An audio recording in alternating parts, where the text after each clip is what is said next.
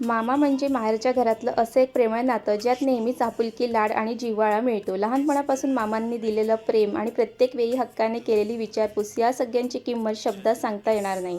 आज मामाला माझ्या हाताने केक भरवताना मनात एकच भावना आली की नाती रक्ताची असली तरी ती जपणारी माणसं आयुष्यभर मनात घर करून राहतात.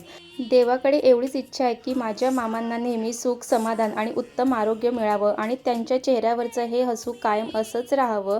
त्यानंतर प्रत्येकाने मामांना केक भरवलं आणि त्यानंतर मग केक कटिंग झाल्यानंतर सर्वांनी गोड केक आहे ते गोड आनंदाने खाल्लं आणि गोड केक खाताना सुद्धा आमच्यामध्ये मजाक मस्ती चालूच होती.